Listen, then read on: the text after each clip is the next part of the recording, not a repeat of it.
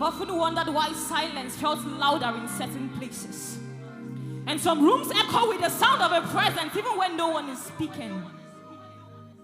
I've often wondered why my chest tightens, no, not in fear, but as though there is something ancient knocking inside of me, begging to be answered. The air is thick with anticipation.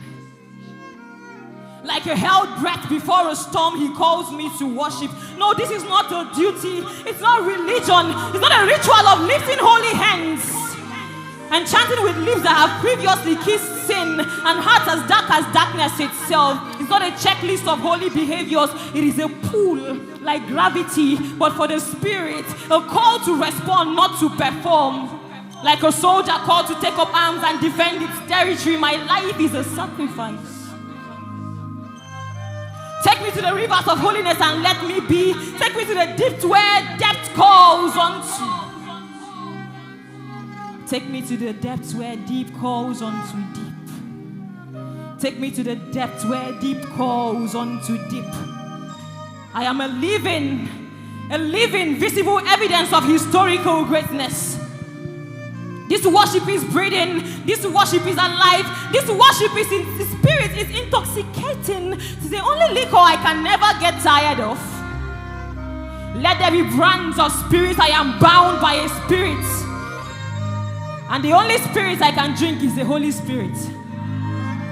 Let there be brands of spirits, but I am bound by the Spirit, and the only liquor I can drink is the Holy Spirit. I'm not talking gin, not scotch, not whiskey. There is one who lords over the soul. I'm not talking gin, nor whiskey, nor scotch.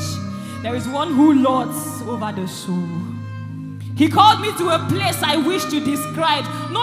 I'm at a place where nation calls out to me, and unconsciously I answer because I have lost free will. A free slave sold to its master. This worship is a beacon of love. It's a weapon of grace. It's a beacon of grace. It's a beacon of love. The journey is not for the faint at heart, but for the violent and pure in spirit. Only then can we pierce through the veil which separates us from the glory. Only then can we pierce through the veil which separates us from the glory. He called me to a place I wish to describe, but words fail me as the glory of this atmosphere exceed the imaginations of man made from dust.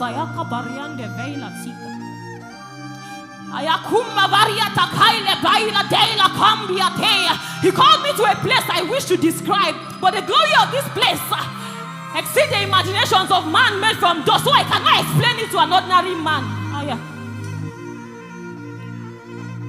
He said to enter, I need to be reborn of fire and of oil. I asked him how. He said, of fire and of oil. Should I go back into my mother's womb? No, of fire and of oil. To participate, you must realize that love was made not to judge oneself, but to save you from yourself.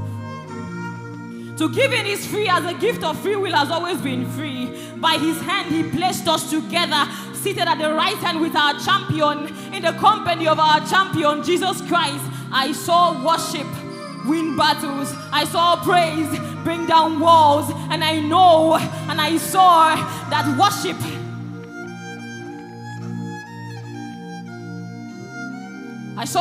bring down walls. I saw praise win battles.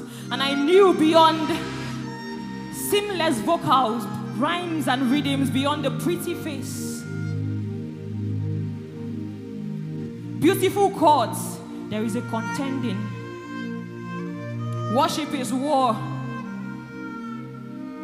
The language we speak is the language of our kingdom, and though we seem mad when our tones and accents changes, we wage war from the earth to the spirit.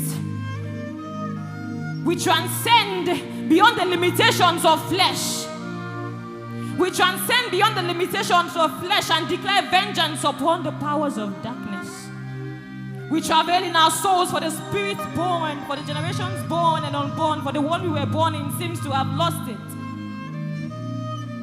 We become musicians and singers with the scepter of priests. We become doctors administering grace, power, and fire to the brethren.